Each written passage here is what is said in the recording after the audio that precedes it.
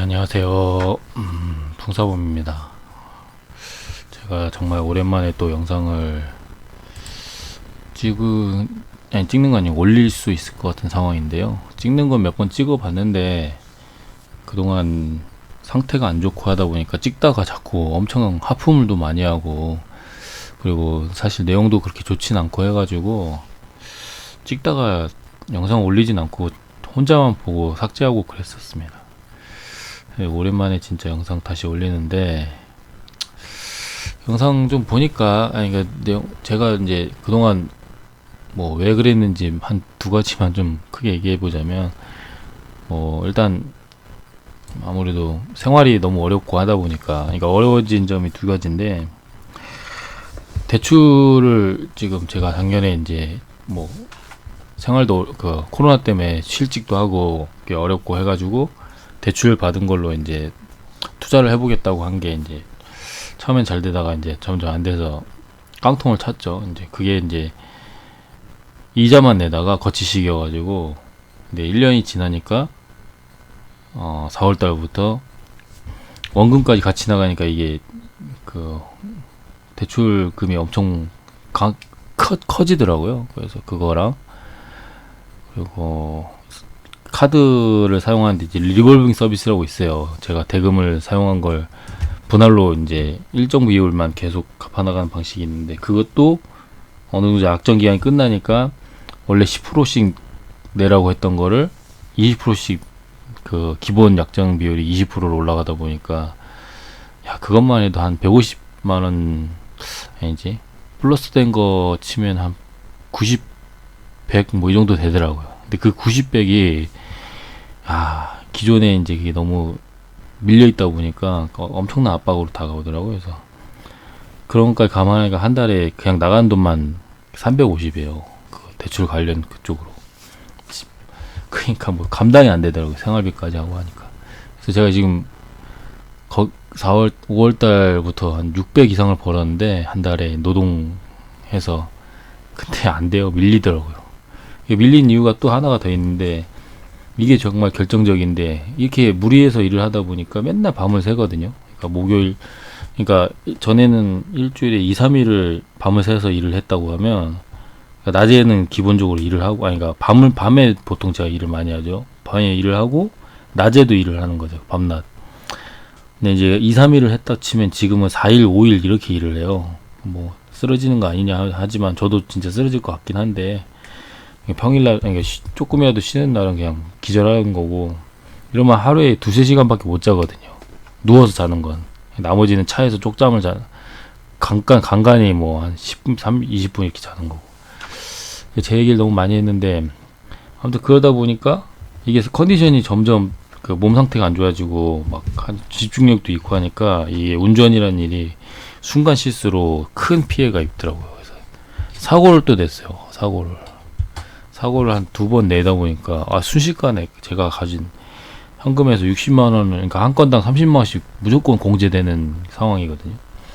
60만 원을 내다 보니까 뭐 집에 생활비를 해야 되는 상황인데, 그런 거에서 어쩔 수 없이, 안 그러면 일을 못 하니까, 잘리니까 어쩔 수 없이 벌금 같은 식으로 이렇게 보험비를 내고, 그러니까 사고 접수비를 내고 사고 처리해주고, 뭐 그렇게 급전이 갑자기 사고가 터져서 나가니까 대응도 안 되고. 그래서 어제 그제는 집에 쌀도 없어가지고 밥을 못 먹어요, 애기랑. 그래서 이거 어떻게 하냐고 막 쌀 같은 거 막 얻어와서 뭐 먹고, 막 지인분들이 좀 도와줘서 이렇게 어떻게 버티고 있었던데, 이번 달이 가장 치하겠던 것 같고, 어떻게 미소금융이라는 데 소개받아서 지금 대출 진행이 중인데, 상당히 저리로 진행 중이더라고. 이게 해결이 잘 되거나, 이게 안 되면은 지금 페이스대로 사고 없는 게 제일 중요하다. 일을 하면 좀 괜찮지 않을까. 여러 가지 방법으로 좀 알아보고 있습니다. 노동력을 좀 더 해갖고, 다행히 제가 체력 하나는 정말 남들에 비하면 월등히 끝내주다 보니까 이 스케줄이어도 어떻게든 버틸 수 있어서 해보고 있고, 그래서 틈 나는 대로 다시 주식장이 좀 좋아진 게 많이 느껴져요. 그래서 카톡방에서는 꾸준히 어떻게든 나름대로 보이는 대로 올려드리는데, 그게 좀 단편적이고 간헐적이다 보니까 내용이 전달이 잘 안 되는지 아니면은 다른 분들이 코인 시장에 이제 많이 물려 있다 보니까 그것 때문에 그런지 이제 그쪽으로 아무리 얘기를 해도 투자는 많이 안 하시더라고요. 그래서 뭐 일단 그건 제 사정이 아니니까 투자 안 하시는 거는 본인들이, 그러니까 제 관점을 참고 안 하는 거는 제가 신뢰를 잃어서 그럴 수도 있고 그런 거니까 어쨌든 그런 건 제 책임이고, 다시 한번 뭐 열심히 공부를 한 중이긴 합니다. 어쨌든 관점을 다시 살리기 위해서. 그래서 지금 쳐다보고 있는 종목들하고 좀 이렇게 말씀을 좀 드릴까 해서 딜라이 선생님의 내용도 좀 있고 막 그래가지고 심플자나 딜라이 선생님 거 위주로 보면 관점이 비슷하다 보면 겹치면은 좀 이게 되는 경우가 많이 있어요. 보니까. 그래서 그런 걸 좀 말씀드려 볼까 하고. 와, 이거 20 있어. 그런 거 좀 제가 원래 가지고 있던 기준들 그거 가지고 말씀을 드려 볼게요. 장이 나쁘지 않아요. 그러니까 지수도 나쁘고, 지수 뭐 잠깐 보면 지수가 그렇게 썩 좋진 않잖아요. 근데 그렇다고 해서 지금 나쁜 상태는 아니거든요. 지금 전고 돌파를 시도를 하는데 실패를 했는데 불구하고 지금 한마디로 따지면 요게 이제 전 고점이잖아요. 그러니까 지금 전 고점을 지금 한번 맞고 내려왔어요. 근데 아래 꼬리 달고 다시 이제 올라왔죠. 그리고 또 버텨갖고 여기 또 도전하고 있어요. 근데 여기서 또 쳐맞고 내렸으면 보통 꺾여서 박살 나야 음봉이 나와야 마련이라고 이제 선생님들이 얘기를 하는데, 이상하다는 거죠. 도지형이 뜨는 것 자체가. 그러니까 이게 상방을 계속 두드리다 보면 언젠가 돌파를 해서 1000포인트를 넘어서려고 한다, 이런 가능성이 있다는 거죠. 그러니까 고점 돌파를 계속 시도하는 건 정말 좋은 거죠. 그래서 그런 걸 좀 염두에 두시고, 그러니까 지금 관점을 말씀드릴 만한 게 두 가지인데, 일단 안 좋은 것부터 먼저 말씀드릴게요. 좋은 거하고 안 좋은 거 다 얘기해야 되는데, 지금 파워로이스도 마찬가지고 비트컴퓨터, 한국정보인증 이 세 가지, 그리고 오늘 나왔던 헬릭스 믹스, 재료 관점도 있지만 차트 관점입니다. 이거 거래대금 0으로 나오냐? 이거 왜 이래? 이거 좀 오류가 좀 있네요. 오늘 뭐 거의 상한가 갔다 이렇게 내려왔는데, 이게 보시면 지금 장기평선을 뚫고 이 아래 박스권을 지금 도전을 했잖아요. 지금. 근데 이런 종목 자체가 따지고 보면 지금 굉장히 이런 고점, 재작년에 작년 아니고 재작년 2019년까지의 히트 종목이었잖아요. 이 종목이. 예, 신라젠과 뭐 HLB, 헬릭스미스, 또 뭐 있죠? 하여튼 바이오를 이끌던 아주 거두 중에 하나였는데, 제가 말씀드리고 싶은 관점은 뭐냐면, 정말 이런 회사들은 대응을 잘 하셔야 된다. 정말 쓰레기 같은 기업이다. 일단 뭐가 문제냐면, 일단 오너가 주가에 관여를 많이 하는 기업, 그러니까 그런 기업들은 정말 조심하셔야 돼요. 뭐 HLB의 진양고은 회장이라든지, 아니면 신라젠의 지금 회장 누군지 모르겠지만, 저는 이제 신라젠 때는 없던 주린이다 보니까, 그런 사람들이 그런 식으로 주가에 대해서 의혹을 품을 수 있는 회사는 정말 위험합니다. 조금 그래서 최근에 제가 자한바이오를 얘기를 안 하고 있는데, 고점 대비 보세요. 이거 90%가 넘게 떨어졌어요. 지금 이 고점에서 물린 분들은 진짜. 근데 지금 심플자가 얘기하는 게 이 저점 90% 갔다가 여기 올라왔는데, 이렇게 올라왔죠. 밑에서 100%가 올랐어요. 100%. 저점 대비 100%가 올라왔는데도 불구하고 내 평단에서는, 만약 고점이었으면은 내 평단에서는 지금 78%, 10%밖에 안 올랐다고요. 제가 늘 얘기하는 거죠. 밑에서는 100%가 올라왔는데 어떻게 내 평단은 10%밖에 안 올라왔나. 그러니까 이 고점이 정말 위험한 겁니다. 이런 것들. 회사도 위험하지만, 그러니까 재료 차트 대금 상황에서 봤을 때 항상 염두에 둬야 되는 게, 리스크 관점에서도 볼 수 있는, 고점에서 대금 많이 터지고 하는 거 위험하잖아요. 근데 반대로 지금 이런 정말 쌍욕이 나올 만한 이런 회사, 이런 종목, 회사는 솔직히 좋은 회사일 수도 있고, 삼상 실패가 있었긴 했지만, 헬릭스미스 자체가 기술력이 나쁘진 않다고 하는 얘기가 많으니까, 근데 오너가 이런 식으로 승계 작업을 위해서 주가를 강제로 누르고 주가에 관여를 막 하고 막 이렇게 하는 회사인데, 물론 나중 가면 그 주가가 이제 승계가 완료가 완전히 되고 하면은 이제, 그러니까 이게 기존의 관점이 있고 지금까지 얘기한 건 이제 새로운 관점에서는 장기 평선을 일단 박스권을 돌다가 지금 돌파하려고 하고 있단 말이죠. 사실 신규 입장에서는 굉장히 좋은 상황이에요. 지금 매수하기에는. 근데 회사 자체가 정말 혐오감이 드는 회사다 보니까 이 뭐랄까 마인드랄까, 사실 우린 돈만 쫓으면 되는 건데 이런 회사에 대해서 그런 경계심도 든다는 거죠. 정말 안 좋은 느낌도 든다는 거죠.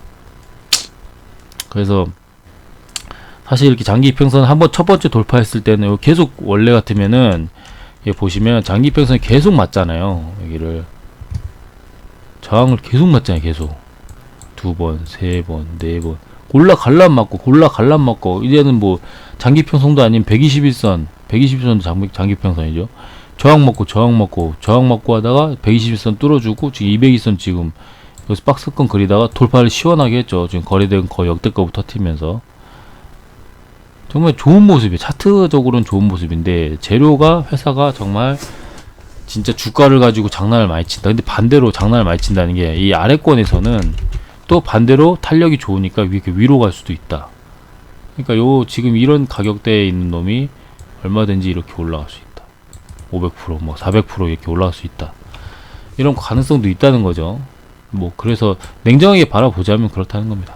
근데 이제 물려있는 사람들은 화가 나겠죠. 언제 뭐 주가를 언제까지 이렇게 내비를 둘 거냐. 사실 상패돼도 할 말 없는 회사 같긴 한데 뭐 그렇게 됐다는 거죠. 여기 보면 막 하한가 막 두 방 세 방 쳐맞고 아주 그냥 난리 부르스가 났었던 거죠. 임상 3세 실패 뭐 발표 나오면서 여기서 주가 관리도 안 해요. 여기서. 그러니까 이 세력들하고 같이 연루가 돼 있다. 강력하게 그런 느낌이죠. 그러니까 지금 최근에 바이오 시장을 망가뜨렸던 HLB, 지금 주가를 보시면 얘도 한번 해먹었단 말이에요. 크게 이렇게 최근에 하한가 이렇게 쭉 맞고 끝까지 올라왔었죠. 그럼 장기 이평선 맞았죠. 얘는 언제 다시 이렇게 올라올지 몰라. 헬릭스미스가 지금 먼저 하고 있는데, 그러면 얘가 이렇게 돌파 이렇게 계속 이제 대신 장기 이평선이 이렇게 우하향을 하겠죠. 이렇게 계속 우하향을 할 텐데, 우하향 하면서 이렇게 저항을 계속 맞다가 어느 순간 박스권 그리면서 이렇게 돌파, 그러면서 전고점을 이렇게 도전하고, 이게 전형적인 그림들이에요. 보니까 차트, 옛날 차트들 보면 막 그렇게 돼요. 그렇게 되는데 HLB도 회사 자체는 좋단 말이에요. 기술력이 있단 말이에요. 보니까 기술력이 나쁜 회사는 아니에요. 근데 이 오너들이나 이 세력들이 그 같이 연루돼서 뭐라고 해야 되나, 주가에 대해서 관여를 많이 하는 거죠. 뭐 강제로 누른다던가, 그러니까 하여튼 시세를 별로 줄 마음도 없고, 그러니까 회사는 좋아도 종목은 안 좋다, 주식은 안 좋다, 이런 얘기가 나오는 게 뭐 이런 케이스인 거죠. 헬릭스미스도 그렇고. 그래서 그런 점에서 굉장히 아쉬운 종목들인데, 어쨌든 차트적으로는 지금 굉장히 좋은 상황이다. 제로도 뭐가 좋은 게 떴던 것 같은데요. 뭐였더라? 헬릭스미스가 제로가 원래 회사,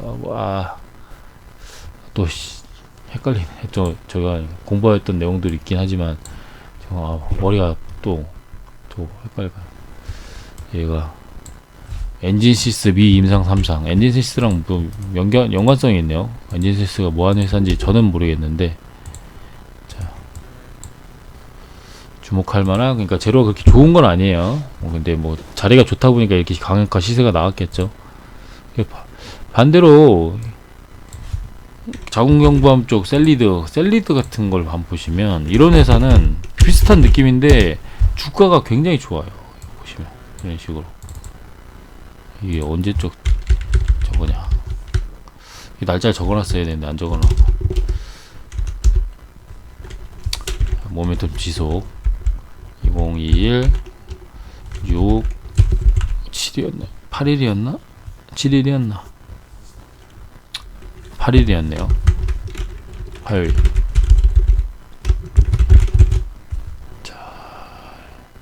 이게 상한가는 아니고 급등 뭐 이렇게 써있죠. 뭐 이런 식으로 좀 매물 남겨놓으면 나중에 그 할만도 하고. 그래서 이런 아래 박스권 돌파하고 주가가 굉장히 좋았어요. 그래서 최근에도 좋았는데 이런 걸 이제 봐야 될 만한 이유가 있는 거죠. 이렇게. 그래서 주가가 이게 좋은 자리 여기 지금 박스 돌파하고 나서 박스권 하나 둘 셋 넷 이렇게 되는데 윗꼬리 제가 그 심플자가 정말 좋아하는 윗꼬리 자리죠. 이렇게 윗꼬리 주고 맞았는데 또 돌파하고 쌍봉인데도 다시 올라서 또 도전하고 보통 세 번째에서부터 이제 좀 돌파가 나오는데 세 번째에서도 일봉상이 세 번째 잘 안 나와요. 근데 저점이 또 올라오고 있었잖아요. 계속. 그러니까 이게 종목이 여러 가지로 좋았던 거죠.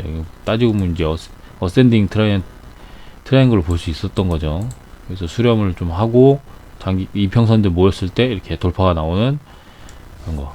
그러면 이런 데서는 사실 여기서 이렇게 바로 따라잡는 것보다는 이제 기준봉이 느낌으로 세워졌으니까 이 기준봉에서 약간 중심가 내지는 내가 하고 싶다 여기 중심가 여기부터라든지 아니면 좀 참을 수 있다 그러면 요 전고 돌파인 대략 10만원 조금 넘는 지점 한 10만 1000원 뭐 이 정도부터가 이제 매수하면은 유리한 자리죠. 유리한 자리. 물론 여기서 주가가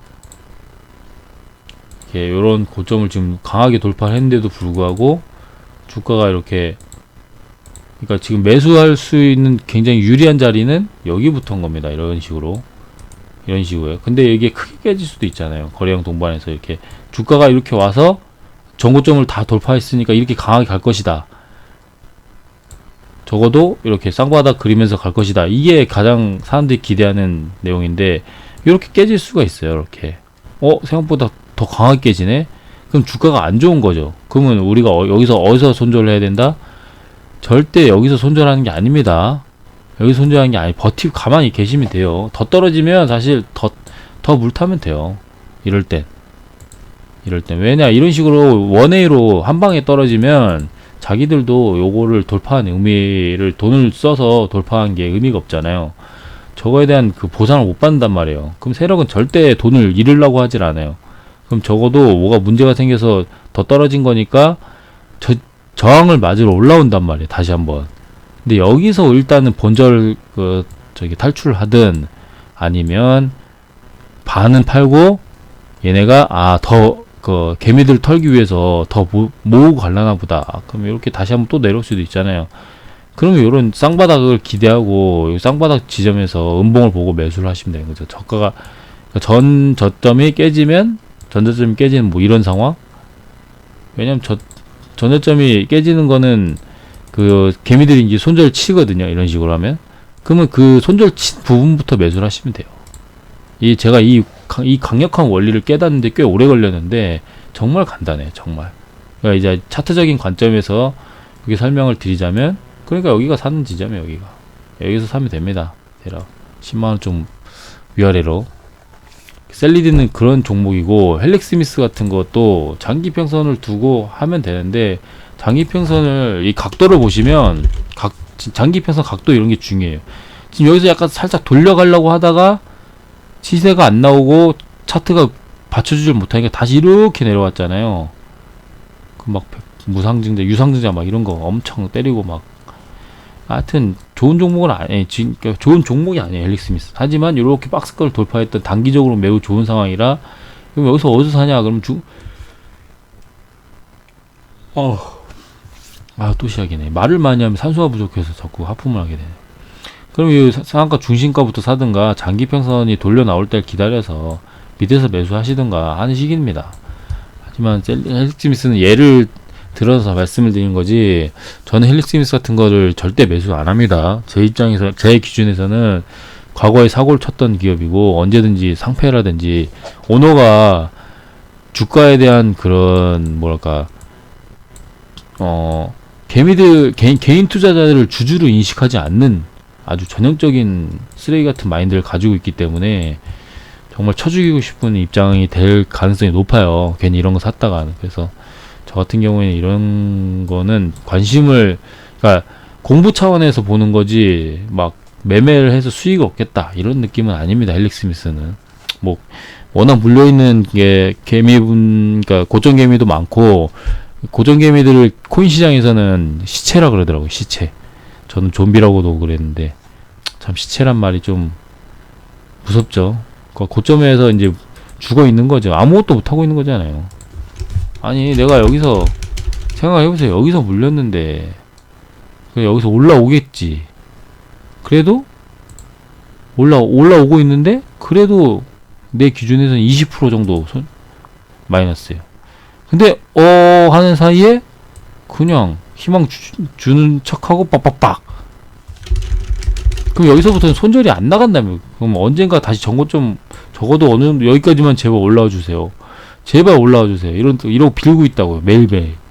그러다 어느 순간부터 아예 쳐다도 안 보죠. 왜냐면 자포자기니까.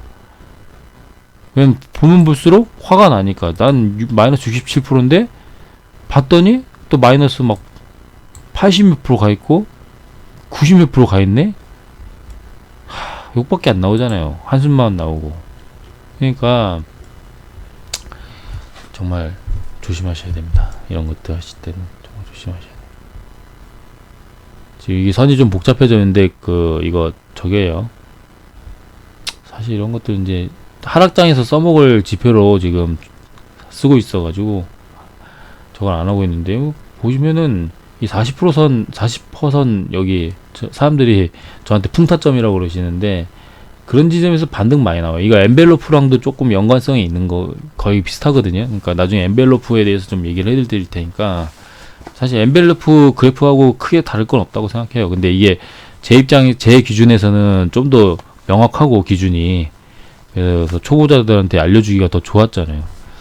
제가 이 종목들, 이런 관점의 종목들 많이 좋아했고, 그러니까 이렇게 사실 파워로직스도 최근에 제가 여기서 집문서 투척이다, 이 장기 이평선 이쯤에 왔을 때 집문서 투척이다 막 이런 얘기 많이 했었거든요. 한 세 달, 네 달 전에. 근데 어쨌든 여기까지 많이 올라오고 돌파하고 했었는데, 지금 이 관점에서 파워로직스도 같이 보는 겁니다. 저 헬릭스미스랑 비슷해요. 셀리드랑도. 근데 이렇게 올라갔던 종목이 장기적으로 우하향 하면서 장기 평선 밑으로 내려왔다가 한번 돌파했다가 다시 내려갔죠. 이게 저기 누가야, 딜라 선생님이 자주 얘기하는 그 패턴이거든요. 전형적으로 한번 돌파했는데 전고점을 크게 돌파를 못해서 결국에는 저항을 맞고 다시 장기 평선이 깨졌단 말이에요. 근데 그걸 지금 강하게 돌파를 했어요. 이 거래대금이 실어가지고. 이거는 굉장히, 그리고 장기 평선도 얘는 상당히 이렇게 올라오고 있고, 그러면 다시 한번 얘기하지만 이제 지문서가 틀리지 않았다. 지문서가 틀리지 않았다. 물론 요런 구간에선 진짜 욕 나왔겠죠. 패 죽이고 싶었겠죠. 지금 어떤 분이 저한테 엄청나게 원망을 하고 있던데, 뭐 투자의 책임은 본인 책임이라지만 저는 그런 거 그냥 받아들입니다. 제가 워낙 강력하게 얘기한 것도 있으니까. 그래서 이런 종목들이 이런 식으로 차트를 만들어주고, 재료가 드디어 자기 그걸 가지고 폐배터리 이렇게 가지고 왔죠. 근데 좀 아쉬운 건, 근데 제가 보기엔 휩소 같아요. 그러니까 얘를 이렇게 한 방에 이 세력이 조금, 그러니까 수급 세력주라고 그래가지고 수급하고 세력이 같이 섞여 있는 아주 무서운 종목인데, 이런 경우가 굉장히 난이도가 높아요. 그래서 지금 그 상황이 된 것 같긴 한 게 뭐가 문제냐면, 개미들한테 쉽게 수익을 안 주려는 세력 같아요. 그래서 지금 대장주로는 이 영화테크가 대장하는 척을 했더라고요. 근데 얘는 지금 차트 자리가 높아요. 상당히 높습니다. 지금 1차, 2차, 3차로 따질 수 있고, 다시 올라왔는데, 이런 고점을 다시 돌파해주면 좋죠. 대금을 동반해서. 그러면 좋은데, 이 종목을 이렇게 올려놓고, 여기 쌍봉 느낌으로 이렇게 떨군다? 그럼 얘가 고점일 확률이 높죠. 지금 쌍봉이잖아요. 더블탑이잖아요. 더블탑. 요즘 비트코인을 많이 공부하다 보니까, 막, 외국에서는 막 쌍바닥을 아담과 이브라고도 하고, 막, 더블탑이라고도 하고, 막 쌍봉은 더블탑이라고 하고, 막 쌍바닥을 더블 바텀이라고기도 하고, 자꾸 영어 쓰고 앉았던데, 뭐 근데 그게 원어에 가까우니까 그렇게 참고할 만하죠. 하여튼 영화테크가 대장주이긴 한데, 영화테크하고 이제 대우플러스가 있죠. 근데 조금 얘네들은 무섭다. 오히려 그래서 파워로직스가 훨씬 더 그 차트 자리도 그렇고 원래 대장주였기 때문에 얘가 뭔가 지금 쟤네들 미끼로 던지고 그 대금도 훨씬 많이 터졌잖아요. 그러니까 모든 면에서 재료 원래 파워로직스가 지금 현대차 등등 해가지고 ESS 그 뭐야 재활용 배터리 팩 그거 그 저기 뭐야 하던 그 회사 대표적인 회사였단 말이야. 다 사람들이 시장에 그렇게 인식하고 있단 말이야. 근데 오늘 시세를 이렇게 안 준 거는 덜 준 거는 페이크 같다는 거죠. 그러면 이렇게 장기평선 두 번째 돌파한 상황에서는 이건 절호의 매수 타점이라고 잘 지켜보셔야 된다 봅니다. 제로 차트 대금 지금 모든 게 다 A급 이상이에요. 그러니까 굉장히 집중해야 되는 종목이죠. 그래서 여기 상한가 뭐 중심가 뭐 이 정도부터 매수를 하던가 120 마침 또 121선 근처죠. 121선 근처잖아요. 여기서 매수를 하시던가 아니면 장기평선 조금 더 기다려서 장기평선 완벽하게 돌파를 하지 못하고 올라온 거라 그런 걸 좀 감안해 가지고 하시면 어떨까. 하여튼 파워로직스는 사실 지금 거의 1픽입니다. 1픽. 오랜만에 1픽 종목이 나왔네요. 그래서 이제 저희가 딜라이 선생님 영상이랑 시플드 영상은 다시 계속 쳐다보는데 이런 거죠. 이런 거. 지금 비트컴퓨터가 오늘 음봉이 뜨면서 선생님이 얘기한 시나리오로 가고 있죠. 그럼 이럴 때 사는 거죠. 지금. 이럴 때. 그리고 비트컴퓨터 재료를 또 얘기해보자면 이재명이 어쨌든 대선 관련으로 하고 정책으로 그 원격 진료를 좀 밀 수도 있어요. CCTV가 약간 그 정책 중에 하나잖아요. 그럼 이런 정고점이 이렇게 있었던 아주 그 강력한 종목이었기 때문에 얼마든지 지금 여기서 이게 한번 떨어지고 나서 그러니까 장기 평선을 떨어진 척하고 돌파를 했잖아요. 여기서 떨어지는 척을 하고 돌파했습니다. 물론 일단 코로나였기 때문에 그 이슈가 있었지만, 근데 이렇게 다시 떨어졌어요. 떨어졌다가 이렇게 도전하면서 돌파를 했다. 이게 굉장히 유효한 관점이라는 거죠. 그러니까 절호의 매수 타점은 장기평선 지금 여기 와 있는 오늘의 지금 종가였었죠.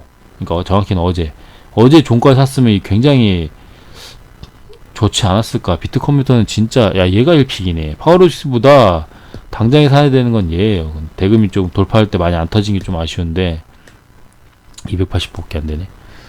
굉장히 좋은 상황입니다, 지금. 근데 이런 지금 차트 흐름들이 점점 2020년에 한번 크게 해먹고 다시 나오고 있어요. 대장주들을 필두로 해가지고.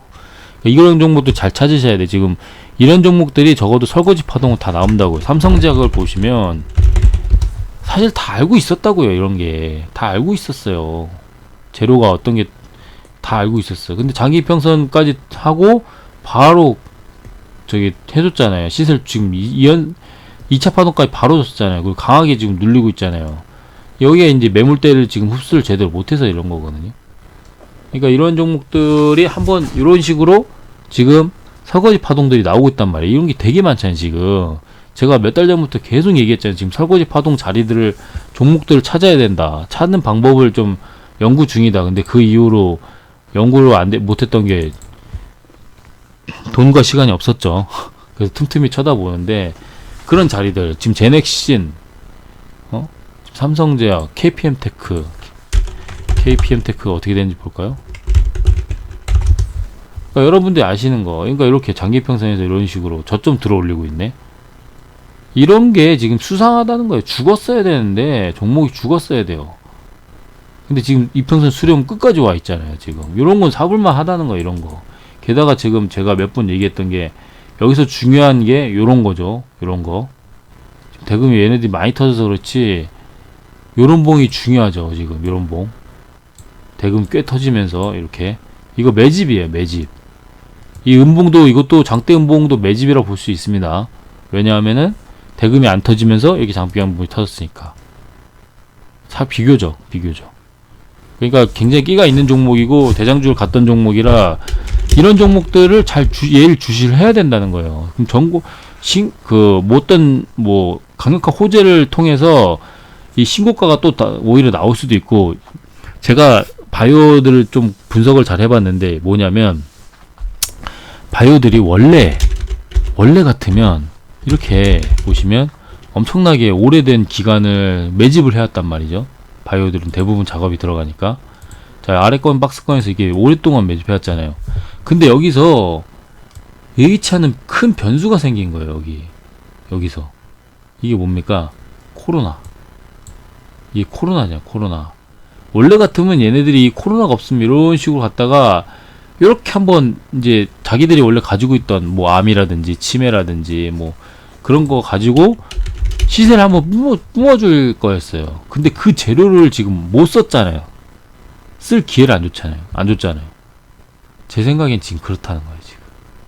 그래서 자기들의 본연의 재료를 지금 가지고 시세를 줄락말락 하고 있는 거예요. 지금 삼성제약도 그랬고 하지만, 그러니까 뭐 최장암의 현대바이오라든지 지금 그래서 박셀바이오 같은 것도 봐야 되는 거죠. 박셀바이오. 지금 바이오들을 쳐다보셔야 돼요. 이제 지금이라도. 박셀바이오 제가 막 9만원대 8만원 9만원 깨지면 사고 8만원 깨지면 사고 하면 된다고 계속 얘기했었거든요. 심플자 관점이 너무 훌륭해가지고 그냥 사시면 돼요. 사실 9만원 깨지면 그냥 사버리고, 그러니까 10만원 밑으로 깨지면 사버리고 다시 이제 10만원 위로 올라갈 가능성이 높다니까요. 그 9만원 깨지면 사버리고. 근데 얘가 뭡니까? 우리가 얘가 기간이 지금 짧아서 그렇지 얘가 뭐냐고요. 지금 이게 엄청나게 갔더니 지금도 좀 높죠, 따지고 보면.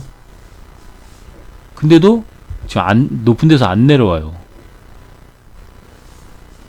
정상적으로 죄송합니다. 정상적으로 봤을 때는 요쯤까지는 적어도 내려와줘야 돼. 6만원대. 왜냐면 여기가 전고점이 있잖아요. 차트상으로는 이런 데가 내려와야 아주 좋은 자리인데 안 내려오니까 그냥 깨면 다시 반등 주, 깨면 반등. 누가 산다는 거죠. 지금 매집을 한다는 거야. 이게 지금 저점이 안 깨지잖아요. 그러면 우리가 역사적으로 이런 데서 사면 되는구나, 이런 데서 사면 되는구나, 이런 데서 사면 되는구나. 지금 박스권인 거죠. 박스권. 지금 박스권을 그리고 있잖아요. 뭐 크게 보면 여기서 여기까지 밑에서 사고 위에서 팔고, 밑에서 사고 위에서 팔고, 뭐 이렇게 할 수 있었죠. 아유 복잡하다 또. 아무튼 이런 관점에서 그냥 9만원 깨지면 더 사고 10만원 깨지면 좀 사고 막 이런 식으로 하면 한 5%씩 시세를 조금씩 준단 말이에요. 그럼 그거 몇 번씩 먹었으면 굉장히 좋은 거죠. 그러니까 이런 박셀바이오 같은 것도 있고, 지금 자안이 솔직히 쉽지 않지만 자안이 쉬웠지 않은 이유가, 와 진짜 이 회사는 진짜 공시의 끝판왕이에요. 공시의 끝판왕. 공시가 안 나온 날이 없어요. 진짜 이 안시찬이라는 그 기업 오너가 헬릭 스미스급인 것 같아요. 회사 가지고 지금 주식놀이를 하는 것 같은데, 그러니까 회사 대표가 주식놀이를 하는 것 같아요. 저는 종목이 끝난 것 같진 않은데, 아니 너무 말도 안 되게 맨날 전사채하고 시비 물량하고, 이 보시면 보세요. 지금 공시가 장난 아니에요. 진짜 이건 뭐야 이거. 이런 거는 또 약간 그 한 거 있네요. 보시면 소유자 변동, 전환가의 그거. 이거 보시면 단기 차입금, 담보 제공 체결, 막 이런 공시가 어마어마하게 나와요. 하루에 막 저 그 다트에다가 이걸 자한바이오를 링크를 해놨는데 진짜 하루에도 막 두세 개씩 막. 아니 뭐냐고 이게. 아니, 저는 좋게 보는데 여전히도 좋게 보거든요. 여전히. 근데도 불구하고 이렇게 악재를 계속 쏟아내는데 어떻게 버팁니까? 이게 주가가 당연히 흘러내리죠. 안 좋은 게 지금 위에서 장기평선 크게 깨고, 근데 장기평선 깨질 때도 잘 보셔야 되는 게, 보세요. 대금이 안 터진다고. 대금이 안 터져요 지금. 이거 그러니까 세력이 얼마나 쉽게 가지고 놉니까? 여러분들 세력이 아니잖아요. 여러분 나중에 진짜 100억 아니지, 100억은 조금 살짝 약한 것 같고 한 1000억 들고 해보세요. 이런 종목들 이렇게 차트 왜곡시키는 거 일도 아니에요. 왜냐면 개미들은 다 여기 고점에 물려있기 때문에, 시체가 되어 있기 때문에. 요 500원이죠 500원 원래. 왼면분할 알면 영상 올릴 수 있겠나. 이거 지금 또 시작이네. 너무 졸리면서 말이 안 나와요. 그리고 생각도 안 나고 행설수하고. 지금 34분이네 벌써. 바이오 얘기하다가. 아무튼 이런 상황이 굉장히 많이 나옵니다. 근데 여기 시체들, 여러분들이 시체가 돼갖고 시체가 막 이렇게 쌓여있는데, 이런 시체들 맘만 먹으면 얼마든지 구해줄 수 있어요. 왜냐면 호가창이 얇기 때문에 한 진짜 위로 한 10억만 긁어도 한 이거까지 올라올걸요? 400원대까지? 2만원? 400원대까지 그냥 올라올걸요? 근데 별로 그럴 마음이 없는 거예요. 이 저점 저점도 있고 하니까 200원까지 다시 내려가자 막 이런 생각 하는 거죠. 근데 대금이 안 터지잖아요. 대금 없이 이렇게 내릴 수 있다는 것도 웃긴다니까요. 저거 이렇게 대금 없이 이렇게 내렸을 때 이음봉 떴을 때 이런데 이거 뭐야, 이런 건 매수 관점인데 막 이런 생각도 많이 했었는데, 당장에 저도 악재가 막 쏟아지는데 여기서 막 사람하라 할 수가 없었죠. 그래서 자한바이오는 그냥 지켜만 보고 있어요. 왜냐하면 장기평선 들어 올리는 이런 시점에서는 얼마든지 매수할 수 있기 때문에. 이게 차트가 정상화로 정배열화 되면 괜히 정배열 만드는 거 아니거든요. 정배열 될 때까지 좀 기다려 보면 될 것 같아요. 물론 이런 리스크가 있으면 저는 사실 좀 손절합니다. 손절하는 게 사실 맞죠. 아니, 회사가 저지랄하고 있는데 그걸 버티면 안 돼, 사실. 지금 좀 다른 종목도 많이 얘기해야 되는데 진짜 죽을 것 같네요 지금. 두월 여러분들이 좋아하시는데, 두월 이거 다시 한번 고점 시도하면 그냥 관점 하나예요. 이렇게 윗꼬리 지금 3번 막 이렇게 달렸었잖아요. 지금 이번에 고점 시도하면 무조건 가요.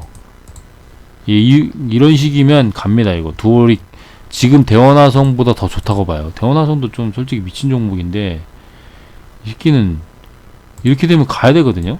한 번, 두 번, 세 번, 네 번 이렇게 가야 되는데 이지를 안 해. 어쨌든 대원화성도 지금 파동이 새로 나올 것 같고, 두월하고 대원화성은 이제는 뭘 사도 되는데, 저는 끼가 더 좋은 여전히 대원화성을 미는 거죠. 그렇고 뭐 나노 CMS 보호해서 물량 풀렸다고 이제 악재 해소된 거 느낌으로도 얘기하는 게 나은데, 근데 그랬고 HMM도 저도 끝났다고 생각 안 했거든요. 저는 그래서 이런 전고점에서 매수하는 게 괜찮다라고 얘기하려고 그랬는데요. 제가 못했죠. 왜냐면 한 2-3일 전에 그 헬릭시스 HMM 물어보시길래 전 못했는데, 다행히 일개미님이 똑같은 관점으로 얘기를 해줬어요. 하지만 자기가 공부를 직접 한 게 아니고, 일개미님 같은 경우에는 이제 신뢰도가 저보다 더 떨어질 거 아니에요. 일개 그냥 그 방에 있는 참여자일 뿐이다. 그래서 일개미님 열심히 제어랑 비슷한 관점 생기면 계속 공유를 해줘요. 근데 그런 거에 대해서 쳐다를 안 보여, 사람들이. 제가 그래서 카톡방의 의미를 못 느끼는 게 그런 거죠. 이게 공부할 사람만 하는구나.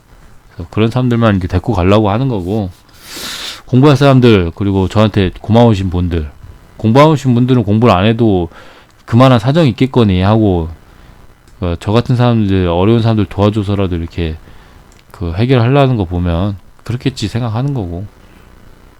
그렇고요. 이런 것들 이제 잘 보셔야 돼요. 이렇게 저는 이런 나쁘지 않다고 봐요. 이론 안 끝났다고 봅니다. 이론 아마 이재명 관련주인가 그랬던 것 같은데, 아니 최재형 관련주 이런 것 같은데, 대금 이렇게 쏟아서 이렇게 음봉으로 계속 죽는 건 말이 안 돼요. 그래서 21선 깨지는 자리, 그리고 전고점, 그리고 시가, 기준봉 시가 다 걸려 있잖아요. 이게 그럼 요런 지점 깨지면 여기 이론 절호의 타점이라고 보는 거죠. 오히려 그렇기도 하고, 동방도 지금 차트가 나쁘진 않은 상황이라 동방도 한번 시세를 뿜어주지 않을까, 적어도 설거지 파동 하나는 주지 않을까, 뭐 이런 느낌이 들고요. 지금 전고점까지 또 왔죠. 전고점에 사실 사면 돼요. 이게 전고점이에요. 전고점을 어떻게 구분하냐 그러면은, 시세가 나오기 전에 고점을 보면 돼요. 시세가 나오기 전에 고점, 그럼 이게 전고점이에요. 이렇게 보시면 됩니다. 지금 나중에 여기가 또 돌파가 되면 얘가 전고점이 되겠죠. 여기가 돌파가 되면 이게 전고점이겠죠. 그런 겁니다. 지금 뭘 얘기할까 막 고민 많이 하다가 이게 영상 튼 건데, 손오공도 이 전고점에 와서 돌파가 됐는데, 지금 이게 자기 재료가 아니라 저출산 관련재로 올라왔잖아요. 전 여전히 좋다고 봐요. 그래서 다시 전고점까지 와주면 쌍바닥 느낌 사면은 시간 좀 걸리더라도 괜찮지 않을까 대상주 했었고, 예스24는 지금 전고 돌파하고 지금 이렇게 조정 좀 받으면서 강하게 가고 있죠.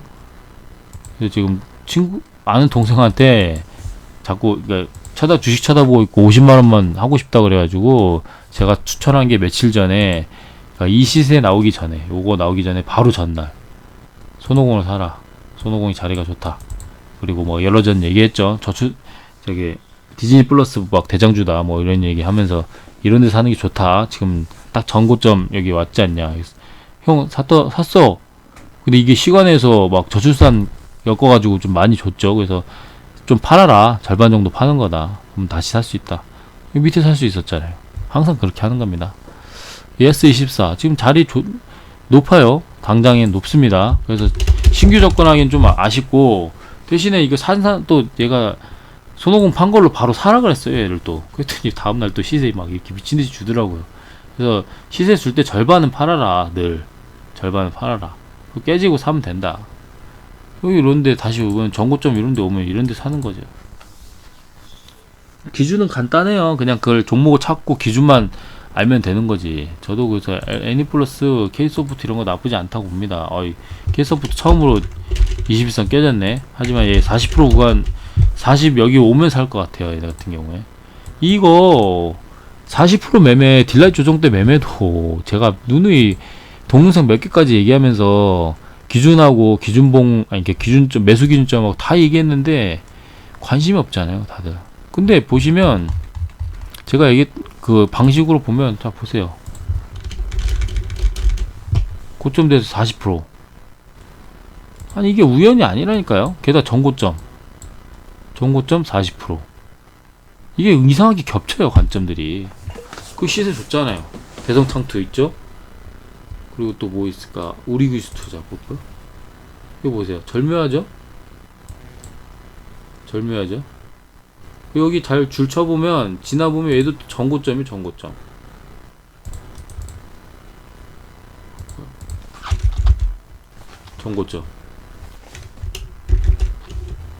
아니네. 이걸 제가 잘못 얘기했네요. 요거를 보고 전고점 얘기한 것 같아요. 그래서 이런 식으로 시세 반등, 그러니까 서거지 파동, 약간 하락 파동의 반등 그 구간은 저거 준단 말이에요. 이렇게 제가 재보니까 보통 막 20%까지, 첫 자리 20% 막 이렇게 준다 그랬죠. 이것도 있었고. 선익 시스템 보여드릴까요? 선익 어딨냐? 선익 메타버스 들어오였어. 여기 있네. 절묘하지 않냐고요. 이게 다 우연이라고 얘기하면 또 똑같은 말 얘기하지만, 이런 거 저는 기준 다 말씀드렸어요. 본인들이 찾아서 했으면 얘는 뭐 100% 넘게 올라왔잖아요. 아니 이런 거를 너무 좀 믿어주세요. 현대바이오 같은 것도 이제 오면 전고점에서 반등 한번 시원하게 줬었네. 그러니까 이게 전고점이 요 40% 구간 근처면 이게 줬으면 이게 한 파동 끝났다고 보면 돼요. 그러면 얘가 45%부터 사면 되는 거죠. 제가 동방 때 이걸 실수해가지고 45%대부터 못 샀는데, 여기 샀으면 여기죠. 45, 여기 노란 선이 45%예요. 저는 기준을 다 보여드렸다고. 여기서 이거 시세가 이렇게 20%대 나왔잖아요. 그러니까 좋은 종목들은 이래요. 근데 이제 현대바이오도 이제 하락 추세니까 이렇게 해서, 그러면 뭘 기다리면 되냐? 그럼 장기 평선을 기다리면 돼요. 200이선. 저 현대바이오 끝난 것 같지는 않거든요. 최장암 막 이슈로 이제 한번 올라올 것 같거든요. 그럼 얘 그냥 여기 사면 돼요. 여기서 조금 시간이 걸리더라도 그런 것들. 시장에서 강한 종목들이 있습니다. 이런 거 K사인 이런 거, 심플자가 정말 좋아하는 K사인 이런 거 좋고. 지금 원전 테마도 오늘 그 대거적으로 죽기도 했고 세력주는 살아남았지만 그랬잖아요. 근데 원전 테마가 끝났냐? 끝난 게 아니에요. 조금 지나면 좀 눌렸다가 다시 테마 순환하면서 간다고요. 그렇게 따지면, 그렇게 보시면 돼요. 테마를 조금만 기다리면 그에 맞춰서 이게 나와요. 그래서 태웅 루이스도 시세가 많이 좋는데 9,500원 밑으로 가면 좀 사면 괜찮지 않나, 1차로. 난 근데 진짜 보수적이다 그러면 전고점인 여기에 8,400원 뭐 이쪽 하시면 되죠. 근데 제가 여러 얘기를 하려고 그랬는데 40분 얘기하니까 너무 죄송해요. 너무 힘드네요. 지금 잠을 너무 못 자서. 효성 OMB 같은 것도 자리 좋으니까 저는 이런 걸 여기서부터는 사서 가야 된다. 지금 쌍봉 느낌으로 떨어졌지만 다시 올라가면, 돌파를 하려고 하면 엄청나게 시세를 줄 거다. 윤석열 관련 주고 정세균도 관련 주고 사료, 물가 여기 뭐 인플레이션 오류가 계속 살아있으니까 1차 파동 그리고 수렴을 엄청 하고 있고 굉장히 지금 좋은 상황이에요. 그래서 효성 왠지 대우 AL도 강하죠. 그래서 21선 깨지는 자리라든지 그게 아니면 난 여기 사겠다 뭐 이런 관점을 볼 수 있죠. 오디텍도 마찬가지고 오디텍 여전히 나쁘지 않죠. 해인은 근데 아쉬운 게 3등주 4등주 느낌이어서 그렇고요. 포스코엠텍도 이렇게 보시면 지금 쌍봉 만들고 좀 내려왔는데 버티고 있잖아요. 그러니까 더 저점 안 깨지는 이상 다시 올라올 때쯤이면 쌍봉을 극복하는구나 하고 시세 엄청나게 나오겠다. 철강주 그렇게 생각하시면 되는 거고 뭐 그렇습니다. 제가 종목을 많이 못 받으려서 죄송한데 어우 너무 힘드네요 사실. 그래서 한국 정보 인증 사실 넥스타이도 좋아요. 넥스타이도 근데 이준석 관련주가 조금 그 제로의 한계가 있다 보니까 좀 조심해야 되고 그렇습니다. 근데 나쁘지 않고요. 서린바이오 같은 것도 자리 자체가 나쁘지 않고 끼 있는 종목이기 때문에 서린바이오 이럴 때 사야 된다. 자, 여기 사야 됩니다. 이거 서린바이오. 그 위탁 생산 이런 거 안 끝났어요. 백신 위탁 생산. 서린바이오가 맞춰서 삼성바이오로스 가면서 같이 갈만하고 하니까요. 아 죄송합니다. 지금 미치겠네. 참 너무 한국 정보 인증 조금 눌려주면 어떻게든 이런 데서 사면 좋을 것 같고 카카오뱅크 관련 대장주 한국 전장은 좀 높으니까 좀 피하시고 뭐 그랬습니다. 그래서 지금까지는 보면은 이제 한국 정보 인증을 여기 사든가 아니면은 비트컴퓨터는 바로 사도 되죠. 바로 사도 되고 파워로직스도 좀 눌렸을 때 그런데 중심선부터 이렇게 사시면 괜찮을 것 같고 이 정도로 말씀을 드릴게요. 다른 종목들도 관점자 참고해 보시고 내가 관점이 비슷하다 맞다 그러면 보시면 될 것 같아요. 동구아리스도 좋은데 아우 이 음봉 다 잡아먹는 이렇게 나온 거 진짜 좋은 거죠. 좋은 거예요. 전고 돌파할 가능성이 있습니다. 이거 전형적인 돌파 차트죠. 그러니까 여기서 갑자기 훅 올라갈 수 있어요. 미중 무역준제 안 끝났으니까. 동구아리스도 굉장히 매수를 해야 되는 종목이라고 봅니다. 조금 높긴 한데 충분히 살만해요. 아무튼 영상 봐주셔서 감사하고요. 맞다. 마지막 삼성 스펙 45 얘도 메타버스 지금 막 광기로 끌어올렸는데 저는 얘가 끝난 것 같지는 않아요.